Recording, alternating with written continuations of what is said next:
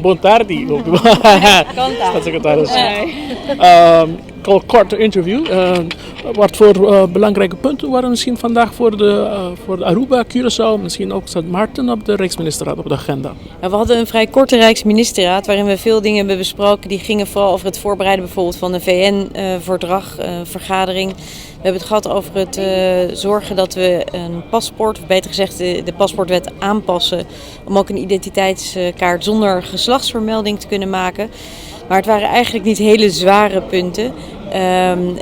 Gelukkig voor de zomer hebben we de Rijksministerraad op een snelle en efficiënte manier kunnen afronden. Op het eiland zijn men een beetje bang voor de politieke discussie hier in Nederland. Kan de volgende verkiezingen betekenen voor het Arubaanse volk, maar ook voor het Caribisch deel van het Koninkrijk. We zien andere partijen misschien niet zo vriendelijk zijn voor het eiland. Nou ja, daar kan ik natuurlijk niet iets over zeggen. Wat ik heel belangrijk vind is dat ik aan het werk blijf. In de afgelopen 1,5 jaar heb ik samen met het kabinet enorm ingezet om ook te zorgen dat het leven voor alle inwoners van het Caribisch deel van het Koninkrijk beter wordt. Of het dan gaat over het aanpakken van armoede, het zorgen dat we milieuproblemen kunnen oppakken. Al die thema's zijn aan de orde geweest. Daar ga ik voorlopig ook nog mee door. Ik denk echt zeker nog wel in het komende, tot en met het voorjaar van volgend jaar.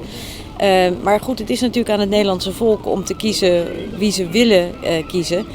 Ik hoop vooral dat ik door kan gaan met dat doen waarvan ik denk dat het heel belangrijk is voor de inwoners van de landen. En waarvoor ik van hen ook veel steun heb gekregen. Dus ik ben ook heel blij dat veel mensen vanuit het Caribische gebied mijn hart onder de riem hebben gestoken en gevraagd hebben of ik zo lang mogelijk voor hen wil blijven werken.